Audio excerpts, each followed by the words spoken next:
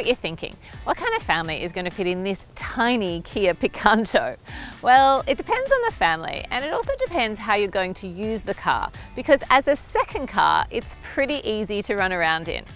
I'm in the Kia Picanto X-Line AO, which is the special Australian Open edition, and it starts at $17,990 for the automatic. Main competitors include the Suzuki Ignis, Fiat 500 and Mitsubishi Mirage. Let's see how it did with my family over a whole week of driving. Firstly, let's talk size, because it is small, and when I first saw it, I wasn't sure that my family would fit in, but we did fit snugly. My husband and I cozied up in the front seats like we were snuggled up on the couch together, but he still had enough headroom, surprisingly enough, so it did fit us.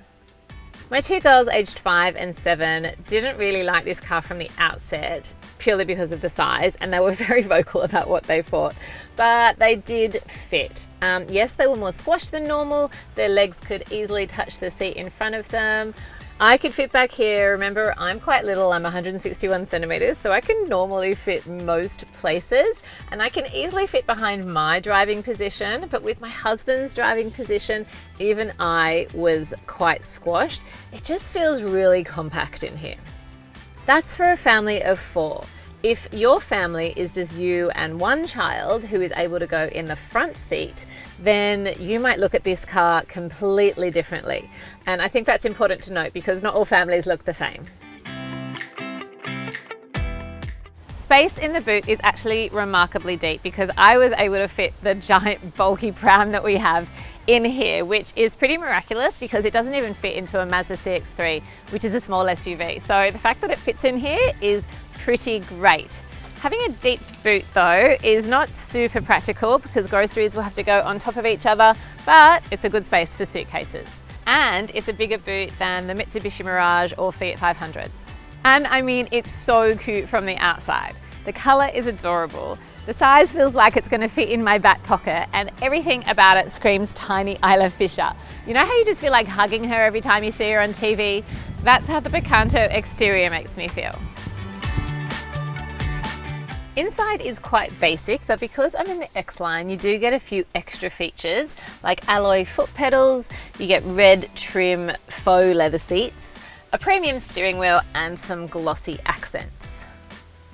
There's a lot of plastic on the dash and on the doors, and look, the interiors are not going to blow you away, but this is a budget price car and the styling reflects that.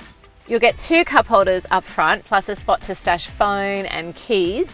You'll get a bottle holder in the front doors, plus rear passengers will get a pocket on the back of the front seats. Driving in the Picanto is fine for what it is.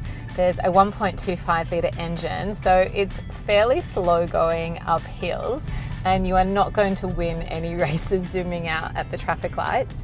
If it were an insect, it would be a bumblebee, not a super fast zippy dragonfly. It works perfectly fine as a second car to run around and do errands in. It's a great city car, but if it were up to me, I wouldn't take it on the open road. I just don't feel super comfortable with my kids in that back seat. I don't really want them in there for long distances. But it does have great fuel consumption, acclaimed 4.8 litres per 100 k's. The big upside is that it's so easy to park. I have been nipping into parking spots that I would never even normally attempt to get into, and doing U-turns all over the place. I've actually felt like a bit of a cheat this week, so that was great. The steering turns nice and easily, and that whole thing is hard to beat for a second runaround car. It's also got a clear reverse parking camera, so you can see out the back when you're parking. As far as safety goes, the Picanto does have auto emergency braking, but that's it for advanced safety features. Still, that's the most important one, and that comes standard, so that's good. You'll also get airbags for driver and front passenger, plus side curtain airbags that extend to the back row. But this whole week, I've just felt really quite unsafe with my kids in the back seat. All I can think about is somebody running up to the back of us and hitting the kids from behind, which really is not an ideal thought while you're driving. There are 2 ISOFIX points plus 3 top tether points for kids' car seats, but you're never going to fit a third child seat back in the middle there, so that won't get used.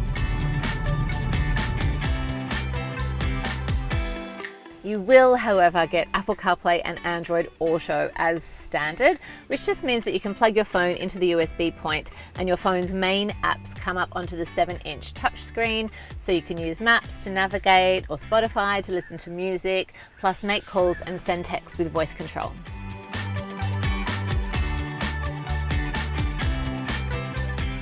Look, the Kia Picanto really didn't suit me and my family because I was just so paranoid about having them in such a small backseat position, and I worried they weren't safe back there.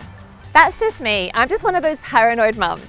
If you're more relaxed than me, or you've got one child who can fit in the front seat, you might enjoy this car more because it is super fun to drive, so easy to park, and it has all your standard safety and technology.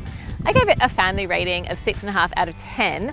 Do note that is a family rating, not a general driving experience rating. My children gave it a 6. They really didn't like the size.